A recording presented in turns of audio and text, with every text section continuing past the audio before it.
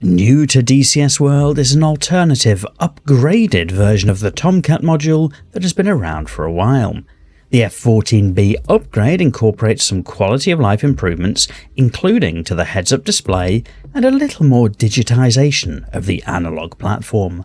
For somebody who likes the idea of the Tomcat but prefers digital platforms, it's an interesting choice. I'm Forrester, and this gameplay video mirrors a previous Tomcat mission flown on the channel, showing a fictional intercept, the Tomcat departing from a carrier group and investigating an incoming threat. As that threat is many hundreds of miles away when detected, there's a fair amount of ferry time which has been tactically edited to keep the overall length of the video down. In case it's not obvious, this scenario is entirely fictional and the footage is from the DCS World sim. This video will show the sortie whilst talking a little bit about the F-14B module. So, let's get started. And we'll start ready to start up the jet. First things first, get the throttles into position, get all the levers and dials and everything like that checked. We'll close the canopy. And then we'll talk to the ground crew about getting some ground air and ground power.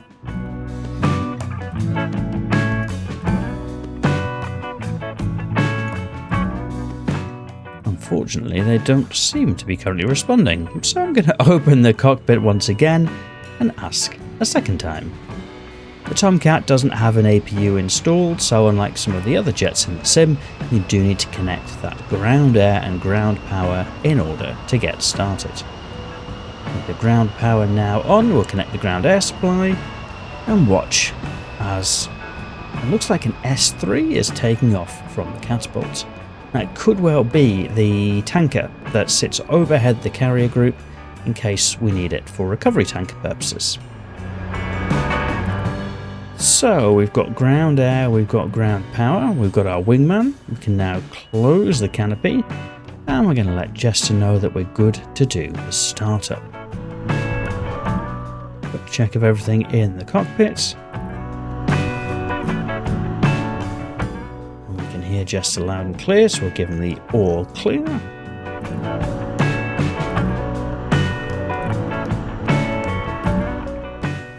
Start up the engines.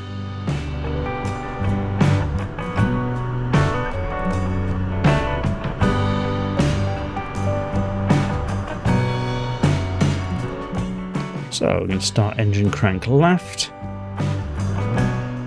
Let that get a little bit of air in it.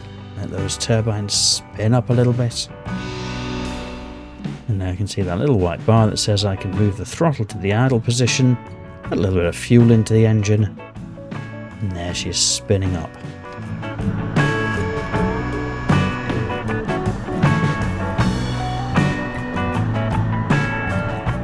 I feel like the startup here for the Tomcat from the front seat is pretty simple. We'll crank the engine right, do the same thing, wait for the fuel to get to that little bar that says you can put it into idle. We'll kick it into idle. And that's both engines either spooled up or spooling up. So at this point, just adjust my headset, try and get a nice view of the cockpit. We'll have our oxygen on, we'll switch the TACAN on, set the channel.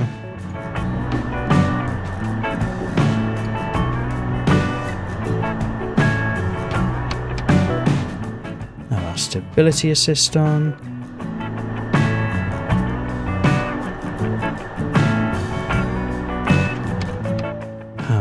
The front displays, which you might notice are slightly different in the upgraded Tomcat than the OG. A little bit more digital, which I like.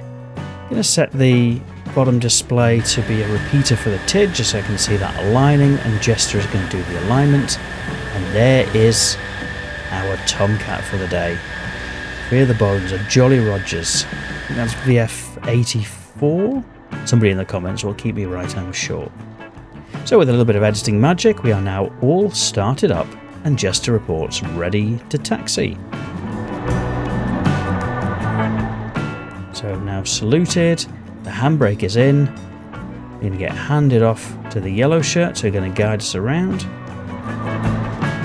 And there we go. Wants us to go right. So I'm guessing we're going to be off one of the bowcats for this.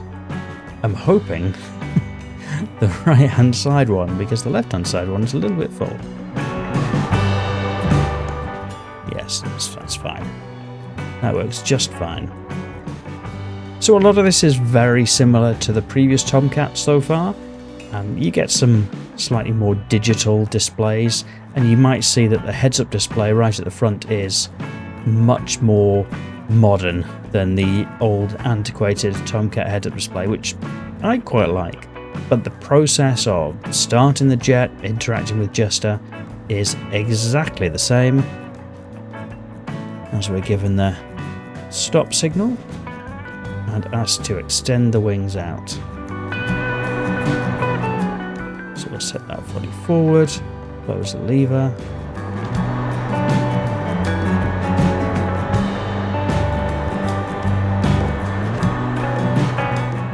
And then a casual reset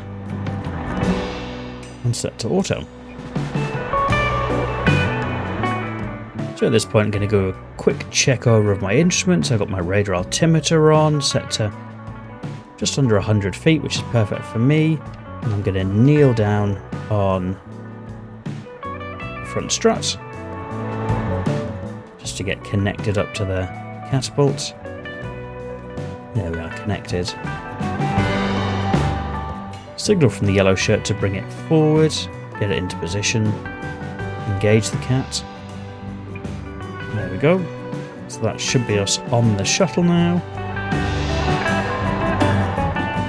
Remember that unlike in the Hornet, I don't need to raise anything. That's fine.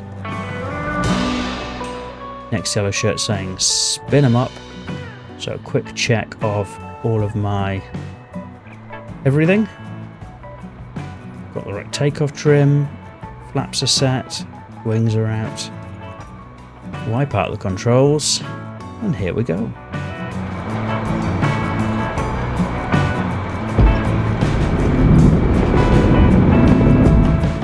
And there we have catapult launch.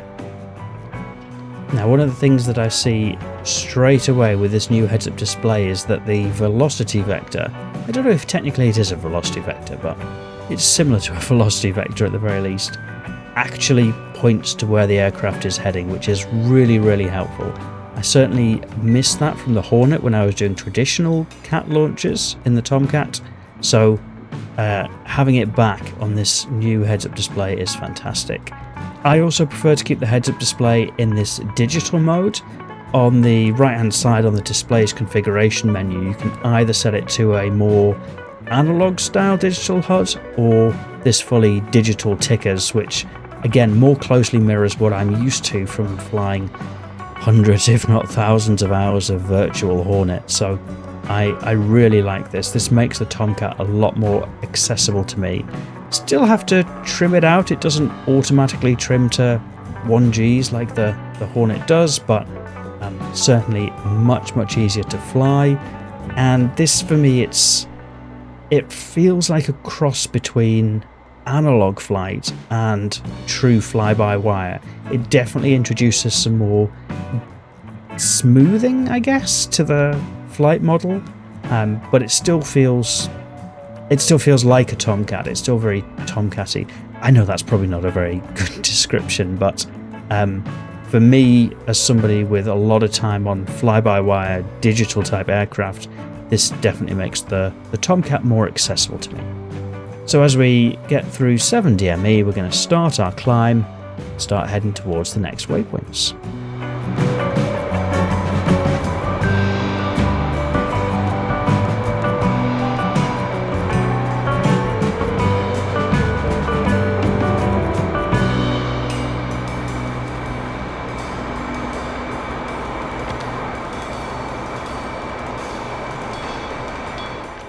We'll switch the navigation from TACAN to our destination to help with my steering. Get my missile prep modes done. We're still on master arm, so we're still safe. It means that the Phoenix missiles and the Sidewinders are going to be appropriately ready when they're needed. And there she is. Externally, it looks almost the same as the other one. You'll have to let me know in the comments. I couldn't see visually any obvious differences between the models, but I can definitely tell a difference from inside the jet.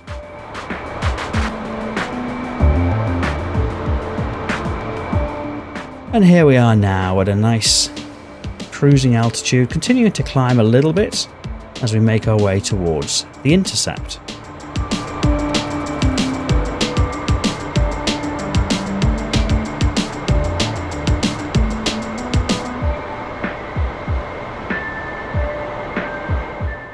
See here the digital displays. We've got the call from the AWACS. And so it's just a case of gently bringing the nose out to the left. I'm using the autopilot here to hold it on altitude, which again just makes it a little bit easier to handle. Not having to worry about constantly adjusting the trim for the speed. And with the autopilot on altitude hold and the auto throttles on, it's just nice and easy to fly for a situation like this. And I'm just doing a gentle turn across. This isn't something we need to intercept super urgently. We have actually got a couple of Hornets out to our front who are, I suppose, a little bit like goalkeepers if needs be. Yeah, so there we go. We've had the call from Jester. 77 miles up front we've got friendlies, so we're not exactly the first line of defense here. We can take it easy, but I'm going to switch to air-to-air mode and arm master arm.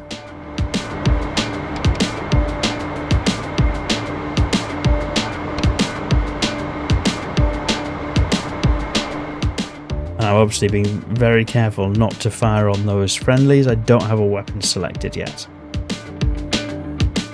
So now a little bit further on. You can still see those friendlies out to the right. Unfortunately, Jester is keeping the radar pointed towards those friendlies. So I'm just going to ask him to move the radar to face centrally in the direction of these. Well, I think it's just the one bomber. Ask him just to change the TID range for me so I can see a bit further out.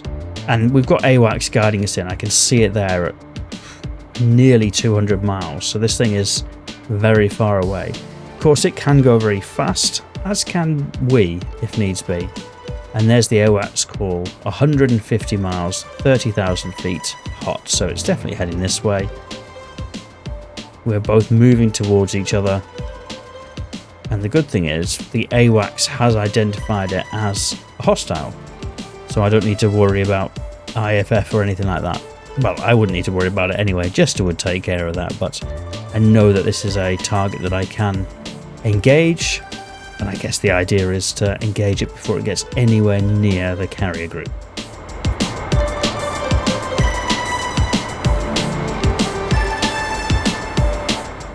And thankfully, to support with that target engagement, we've got these wonderful Phoenix missiles that have a very, very long range to them.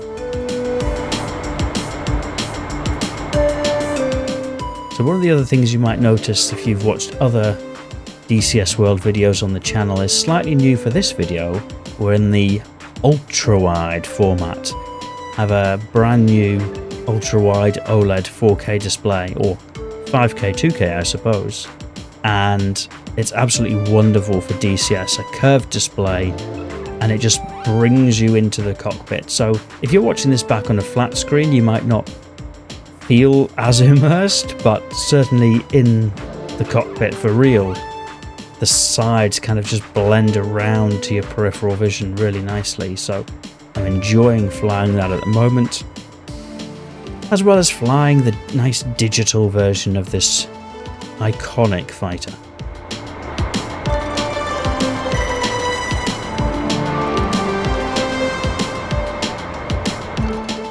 We're just continuing to close the distance a little bit.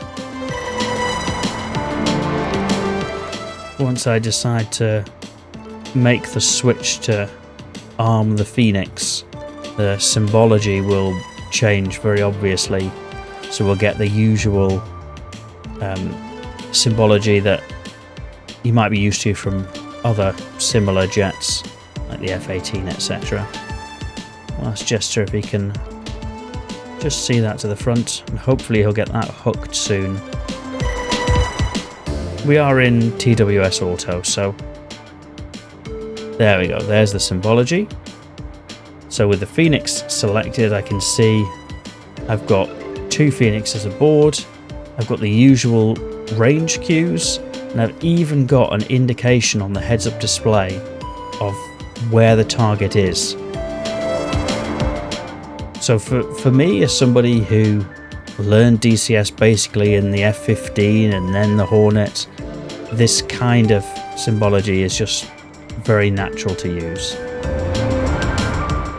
So as we start to think about an engagement, I'm going to go full throttle, which with the afterburners going on the Tomcat is considerable, and I'm going to do a steady climb as we accelerate, and that's to give as much speed as possible to this Phoenix missile, so when it goes off the range it inherits the speed from the airframe, plus that powerful rocket motor on the back will propel it skywards towards this target.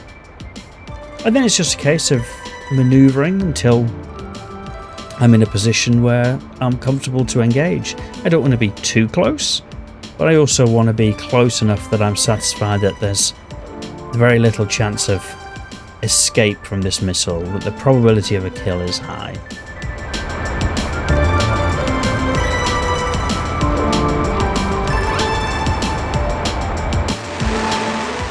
There we are, beautiful Tomcat. And there's the Phoenix off the rails, box 3. So as that Phoenix missile climbs skyward, we're going to go ahead and go nose to the left here so that the target is off to the right. And this is the other thing that I like about the digital version of the Tomcat, is it's much easier to keep track of where the radar gimbals are. You get the digital readout of how many degrees off center it is, as well as a nice little visual cue at the top of the heads-up display below the heading ticker, which just gives you a nice, this is where your target is, so that you're not at gimbals quite so much. It's not so bad if you had a human Rio in the back anyway, because they would give you nice warnings about when you're approaching gimbals of the radar, but this is good. And if you're watching and you're not really a big DCS follower yet, the reason you do this is to slow down your closure rate while still keeping the radar pointed at the target. So I guess it's a little bit of geometry. Quite a lot of flying actually seems to be geometry. But basically you turn away from the target just enough that your radar keeps painting it, and even though you're carrying potentially a high speed, that reduces your closure rate, which means that your missile is still en route to the target, but if your target might be firing back or whatever, there's less chance of it doing that. I'm sure somebody else could explain that much better in the comments, but that's why we do what we're doing.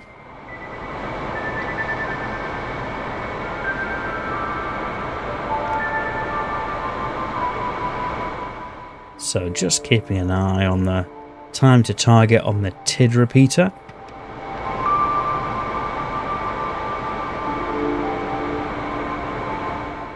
Waiting for this thing to get close and go pitbull.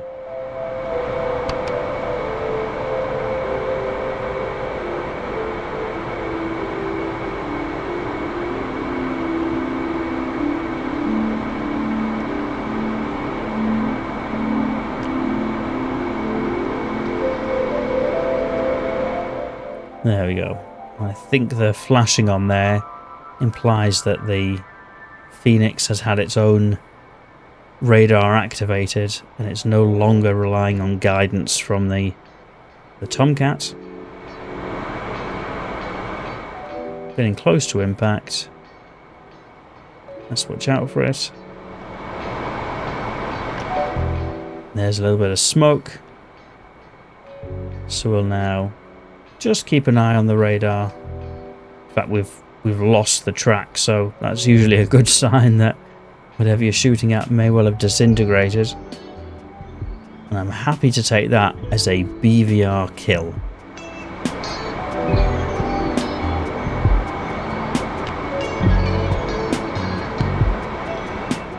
So with that, I'm gonna start turning back.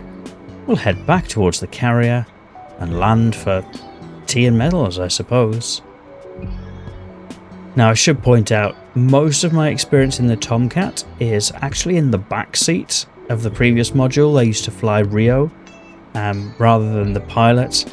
I think the analog just got to me a little bit, so in case it's not already obvious, I'm sure it probably is to experienced Tomcatters that I'm not a skilled pilot. I am definitely no Maverick, no Iceman. I can get the job done more or less, but I'm much more comfortable in the digital platforms. That said, I'm definitely enjoying this new Tomcat module. It's definitely more accessible to me than the old one, so yeah.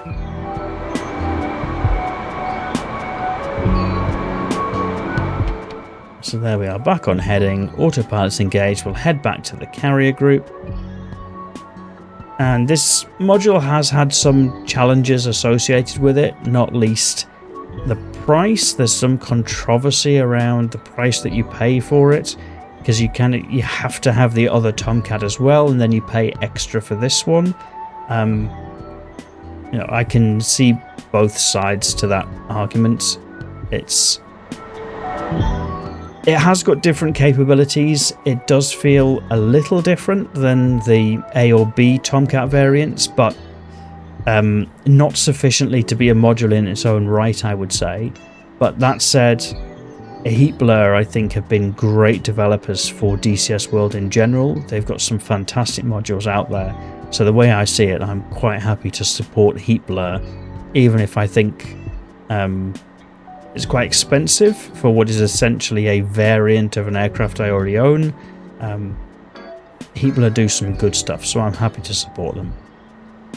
That said, I need to try and land this thing back on the carrier, which again is going to be an interesting scenario for me. So I've called to let Mother know that we're inbound. I've got the course set on my HSI so that I can align to that based on the BRC that we've been given. And now I'm just descending down from altitude towards the carrier group to try and make the landing. I'm going to go straight into the Marshall stack and then descend straight from the Marshall stack. So that's where we are now at about 2,000 feet, which is our simulated stack altitude for this one. And I can see the fleet sprawling out in the Pacific Ocean. And I'm going to try and intercept around the carrier. And we'll overfly the carrier at 2,000 feet. And then once we get to 2,000 feet, we'll do a half radial and then commence down to 800 feet for the break. And there's the carrier there. Beautiful. So I'm holding about 250 knots here in the stack. I've got the hook down. Everything else on the jet is still clean, so gear is up, flaps are up. We'll do that when we get to the break. And this is one of my first outings in this variant of the Tomcat. So the landing is going to be interesting, I'm sure. I'm told that a lot of veteran Tomcat pilots really haven't had to adjust very much at all. I've had to do a little bit of adjustment, but as I say, the Tomcat is not my preferred way of flying, so made it harder work for me. So there we are, overflying the carrier. We're going to a lazy turn, keeping at this 2,000 feet altitude in the stack. There is some traffic above. One of them, I think, is the tanker, and the other is the AWACS, but they're not doing a landing approach. It's just me and my wingman, so I don't need to worry about that.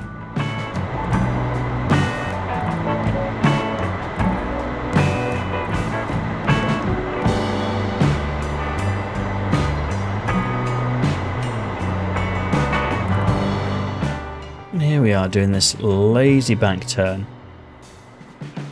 And once I get to the 180 around, that's when I will descend, ready for the brake. So still holding 250 knots at stack altitude.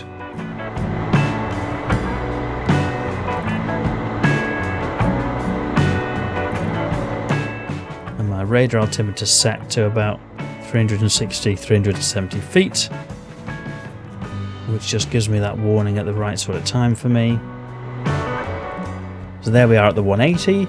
So I'm now going to add 30 degrees back to the outside and just extend out of the stack area and start descending. Going to descend down to about 800 feet.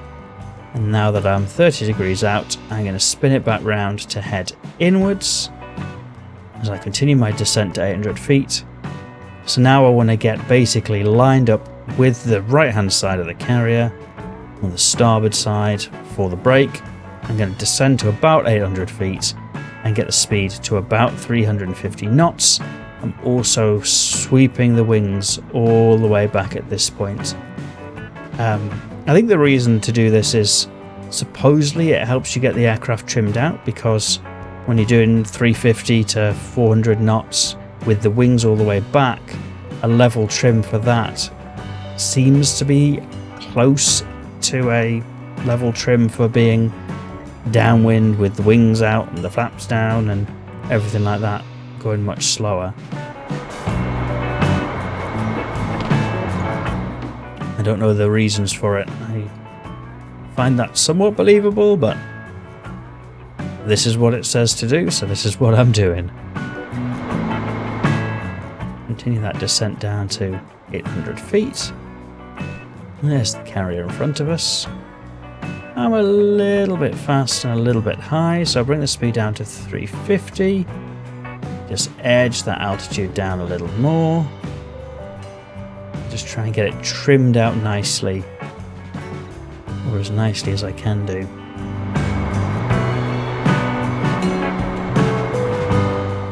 And this is where I find having the digital heads-up display is really helpful for this kind of phase of flight, because you're not heads down in the cockpit looking at speed and trying to read gauges. You are checking that the carrier is clear.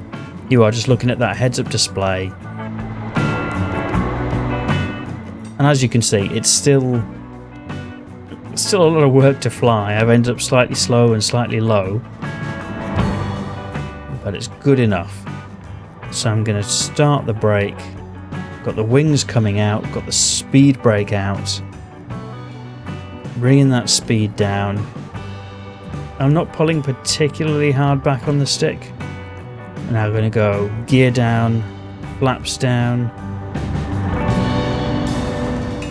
We're in the landing heads-up display mode, so I get the nice E-bracket, and it actually works in this one. Don't really know what the E-bracket did in the original Tomcat B module, but this one is pretty sweet. It updates nice and fast, so I've got my AOA indexer light and the E-bracket to help get me on speed. And now I'm just going to try and get it trimmed out nicely so I can try and hold 600 feet. I've not quite got it yet. I think I need to slow down a little bit. There we go, there's the camera. I've got a bit of time to try and get it trimmed out and on speed.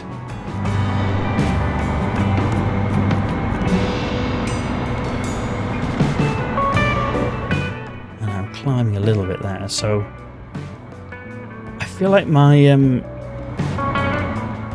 brain always defaults to Hornet F-18 landing speeds.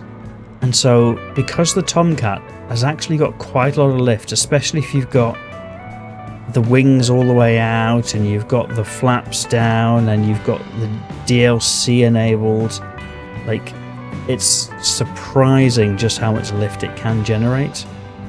And so I often find that the landing speeds are a lot slower than perhaps I anticipate, so that takes me a little bit of getting used to. And then just trying to line up here. And my wingman hasn't actually kissed off, so He's in a slightly challenging place. You do you, buddy.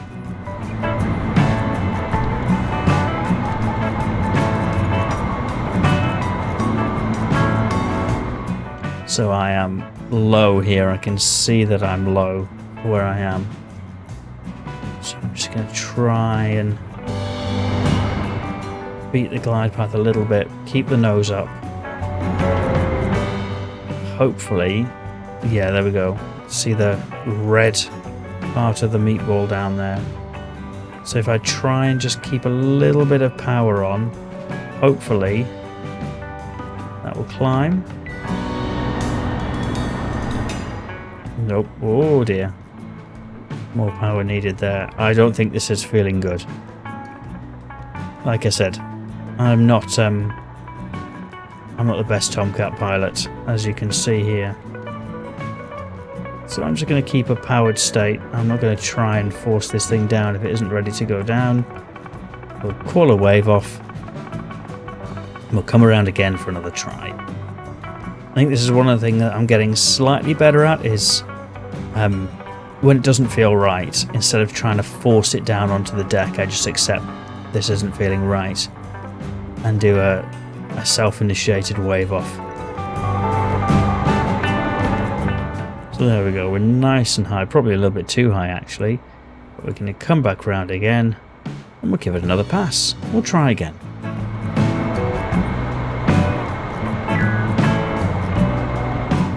So I think my view on the F-14BU upgrade for carrier landing is it's about the same as it was before. It's still hard work to land this thing. Compared to the Hornet, at least, I would say the Tomcat definitely feels harder to land. The Hornet, you kind of just get everything in the zone and it happens.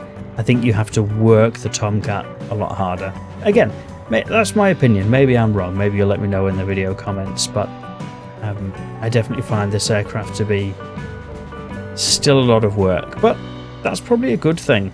I think if it was easy, anyone could do it. So I am about 300 feet too high here as we turn in for the round down. So I'm going to try and bleed off some of that altitude, keep the thing trimmed. I think I'm alright with being slightly high, given that I was very, very low on my last pass. And just letting the altitude keep dropping away. I definitely am high here. But that's maybe not the worst thing, because I'm also long, so high and long, given what happened last time, is probably alright. I can see the ball.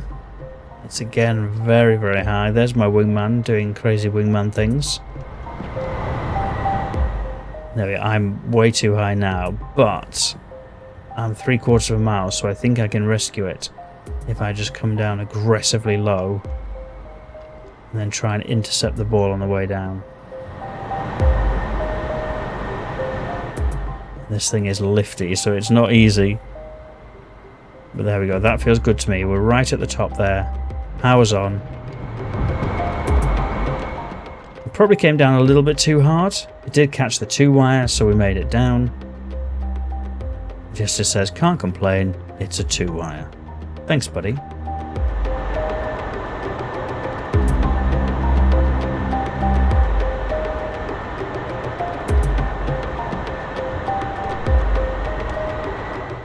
So at this point we will get the hook up, start to move, command the wings all the way back, and follow the instructions of your friendly yellow shirts to get this thing parked up, and hopefully watch our wingman come in to land. So that's probably an initial flight out in the F-14BU with some initial thoughts on what I like about it and how it's still very hard work and you have to be a good pilot to fly the Tomcat. At least That's my opinion, I suppose. Always handy to be off somebody I can't see because there's a tractor in the way. Oh, they're bringing me all the way to the back of the boat. That's fine.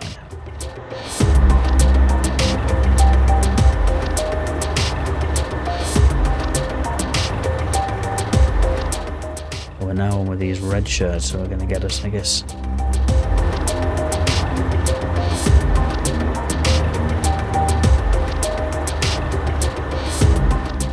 There we go. I'm not going to go too far because I want to leave room for my wingman to land if he's not still doing stunt flying. So, there you have it. If you enjoyed this video, you might press the like button to let me know I should make more videos like this in future. And if you're not yet subscribed, you might want to do that too, so that YouTube will know to show you more videos like this one in future. But otherwise, and as always, thank you for watching.